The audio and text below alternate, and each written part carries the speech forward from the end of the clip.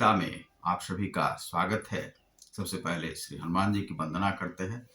श्री गुरु चरण सरोज रज निज मन मुकुर सुधार, वरणो रघुवर विमल जसु जो दायक फलचार। बुद्धिहीन तनु जानकी सुमिरौ पवन कुमार, बल बुद्धि विद्या देहु मोहि हरहु कलेश विकार। तो आज जो है वह गीता से इतर हम चर्चा करना चाहते हैं। कुछ लोग देश में इस प्रकार से हुए हैं कि वे गलत गलत अर्थ में रामचरितमानस के जो कुछ चौपाइयों को और इस प्रकार से वह दोहा बता देते हैं और इस प्रकार से उसे देखते हैं और उसका अर्थ का अनर्थ करने का प्रयास करते हैं। वैसे सबको अपनी अपनी व्याख्या करने की जो है वह कर सकते हैं, उसमें वे स्वतंत्र हैं। लेकिन कुछ लोगों ने इधर जो कहा और वह कहा कि यह जो रामचरितमानस है यह इस प्रकार से, वह मुझे बोलने में भी वह लगता है, क्योंकि रामचरितमानस का जब भी हमने पाठ किया है तो मेरे आंखों से आंसू आ गए हैं। राम और सीता का मिलन, लक्ष्मण का, और वह परिवार की जो कल्पना है, जो राम राज्य की जो कल्पना है, उस कल्पना के बारे में मैं सोचकर ही जो अपने भीतर से भाव आह्लादित हो जाता हूँ। और वह समझ से परे की बात है, वह एक आध्यात्मिक ग्रंथ है। जो आध्यात्मिक व्यक्ति होगा वही उसे समझ सकता है, और जो राजनीतिक व्यक्ति है वह भी नहीं समझ सकता है। जो परिवार के मूल्यों को समझना चाहता है और परिवार के मूल्यों के अनुसार उस ग्रंथ को देखता है तो वह उसे समझ सकता है। हमें बहुत ही यह फक्र है कि जो हमारे इस सदी के महानायक श्री अमिताभ बच्चन जी हैं। अमिताभ बच्चन जी रोज 1 घंटा इसका पाठ रामचरितमानस का करते हैं। उनको इसके लिए बहुत बहुत साधुवाद है। तो इस प्रकार के जो पाठक हैं वे पाठ करते हैं, रामचरितमानस की जो विशेषता जानते हैं। कुछ लोग कहते हैं कि यह नफरत फैलाने वाला ग्रंथ है। तो जिसने रामचरितमानस के मूल को नहीं समझा है, राम को नहीं समझा है, वही ऐसा कह सकता है। तो इसमें हमारे कुछ बिहार के मंत्री थे और वह कहा गया कि शिक्षा मंत्री हैं। अब चूंकि उनके बड़े भाई से मेरा संपर्क रहा है और वे भी, हम जहाँ तक जानते हैं कि वे जेएनयू में कुछ दिन पढ़े थे वहाँ पर, और वे शिक्षा मंत्री हैं और प्रोफेसर के शायद पद पे भी हैं वो।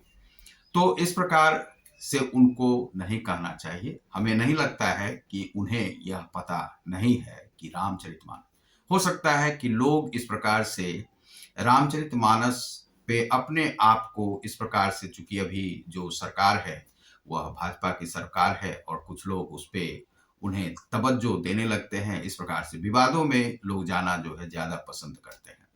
तो उन्होंने यह विवाद फैलाया कि यह इस प्रकार का ग्रंथ है। लेकिन कुछ मुसलमान भी मानते हैं कि रामचरितमानस किस प्रकार का ग्रंथ है, और यह यदि इस प्रकार का सदुपयोगी और परिवार से जुड़ा हुआ ग्रंथ नहीं होता तो इंडोनेशिया आदि में इसका मंचन नहीं हो रहा होता।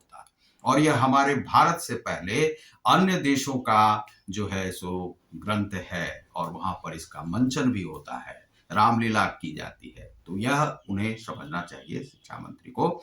और शिक्षा मंत्री यदि वह नहीं जानते हैं तो उन्हें मैं बता देता हूं, जो यह कहा गया है कि ढोर गवार शूद्र पशु नारी ये सब हैं तारण के अधिकारी, इसका जो वे अर्थ का अनर्थ करते हैं उन्हें नहीं करना चाहिए। ढोर गवार शूद्र पशु नारी, गवार वे जाति से जोड़ लेते हैं, इस प्रकार से नहीं है।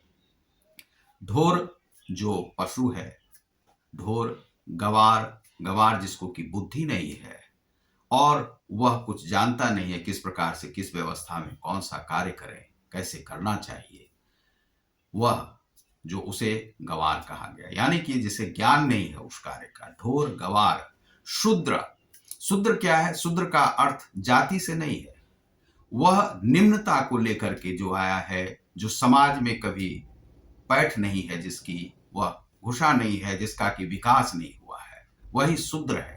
वह शूद्र कोई जाति से नहीं है संबंध।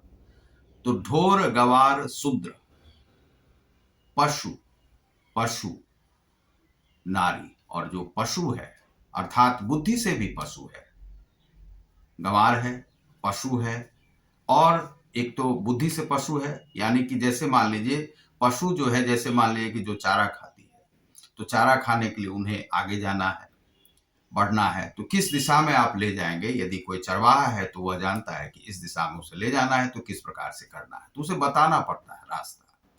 नारी, ये सब हैं तारण के अधिकारी। यहां पर तारण शब्द का प्रयोग किया गया है, तारणा नहीं कहा गया है।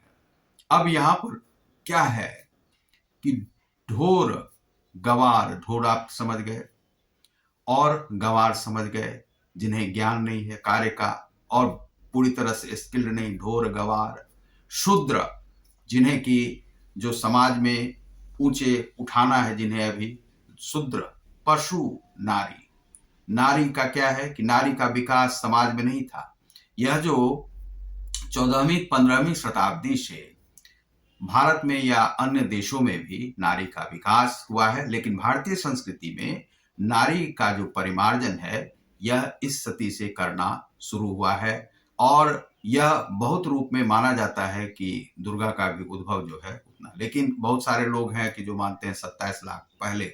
यह तो सनातन धर्म तो बहुत पुराना है, लेकिन उसमें पहले जो हम लोग रहते थे वह जंगल में रहते थे। हमारी व्यवस्था धीरे धीरे धीरे धीरे बदली है। तब हम आग जलाना सीखे, तब यह बिजली आई है, यह आधुनिक सदी की देन है। तो उसमें क्या है कि जो नारी थे, तो नारी का आपने यह रूप नहीं देखा होगा कि जब उसे भी पशु की ही श्रेणी में रखा जाता था और समाज में यह कहा जाता था कि उसे इस प्रकार से बांध कर, और जिसे होता था वह लेकर के चला जाता, तो एक व्यवस्था बनाई गई। तो इस प्रकार से क्या है कि ढोर गवार शूद्र पशु नारी ये सब हैं तारण के अधिकारी। तारण मतलब क्या होता है कि जिसे तारना पड़ता है, तारना पड़ता है अर्थात उसे तार दीजिए, उसका उद्धार के वे अधिकारी हैं, उसका उद्धार कीजिए। और दूसरा है दूसरी तरफ पशु को यदि किसी दिशा में ले जाना है तो पशु को बताना पड़ता है इधर चलो। ढोर को बताना पड़ता है जो झुंड में जा रहा है उसे भी बताना पड़ता है इस तरह से चलो, समूह में चलो। तो उसे आप जब तक रास्ता नहीं देंगे तब तक वह जाएगा कहाँ। तो यहाँ पर उन्होंने कहा कि नारी के लिए ऐसा कहा कि उन्हें जो है पीटना पड़ता है, पशुओं को पीटना पड़ता है, गाँवों को पीटना पड़ता है। यह पीटने की बात नहीं है, तारण उद्धार का। और जो रामायण का अर्थ का अनर्थ करते हैं वे तो कुछ भी समझ सकते हैं। तो इस पर विवाद जो छिड़ा हुआ है, तो यह मान करके लोग सोच समझ करके कि उन्हें रामायण रामचरितमानस के विषय में बहुत ज्यादा पता नहीं है, इसीलिए वे ऐसा कर रहे हैं, तो उन्हें क्षमा कर देना चाहिए, कोई विशेष बात नहीं है। सनातन धर्म में सबको सब कुछ बोलने का यहाँ पर प्रजातंत्र है और सब कुछ बोल सकता है। इसीलिए हम जो है सनातन हैं, चूंकि हमारे धर्म का नाश नहीं हुआ है, क्योंकि इसमें विकास का मार्ग खुला हुआ है। जो जिस प्रकार से समझता है लेकिन उसे समझाया जा सकता है। तो जो शिक्षा मंत्री है उन्हें भी तारण के अधिकारी वे भी हैं, उनका भी तारण उद्धार होना चाहिए, उन्हें भी शिक्षा जो है सो मिलनी चाहिए। अब मंत्री हैं, ऐसा नहीं है कि उन्हें ज्ञान नहीं है, बहुत सारे ज्ञान है। उनके बड़े भाई से मेरा संपर्क भी है और जो है उनके बड़े भाई भी प्रोफेसर हैं, वे भी प्रोफेसर हैं। तो मेरा कहना है कि केवल रामचरितमानस या कोई धर्म ग्रंथ को लेकर के इस प्रकार का विवाद नहीं फैलाना चाहिए और इससे अपने को प्रकाशित नहीं करना चाहिए इस प्रकार से। तो हमें जो भी लोग हिंदू धर्म के इन ग्रंथों का विरोध करते हैं उन्हें पहले देख लेना चाहिए कि किस प्रकार की बात कही गई है। कभी भी साधु संत इस प्रकार के नहीं होते हैं, कभी भी वे विभेद नहीं फैलाते हैं, मतभेद नहीं फैलाते हैं समाज में। तो रामचरितमानस जो है हमारे हिंदू धर्म का, सनातन धर्म का विशद ग्रंथ है और वह वाल्मीकि रामायण से लेकर के रामचरितमानस तक में उसका विशेष महत्व है और राम का विशेष महत्व है हिंदी में और हिंदू धर्म में। और दूसरा है कि जितने भी यहाँ पर नर से नारायण होने की कला है, आप यदि मर्यादा पुरुषोत्तम जिस प्रकार से राम है, आप भी अपने मर्यादा को पुरुषोत्तम बना सकते हैं, आप भी राम बन सकते हैं यदि आप में क्षमता है। तो यह अर्थ का अनर्थ कोई भी नहीं करे, मेरा यही कहना है। बहुत बहुत धन्यवाद, नमस्कार। आप देख रहे हैं ग्लोबल योग गीता को। बहुत बहुत धन्यवाद, नमस्कार।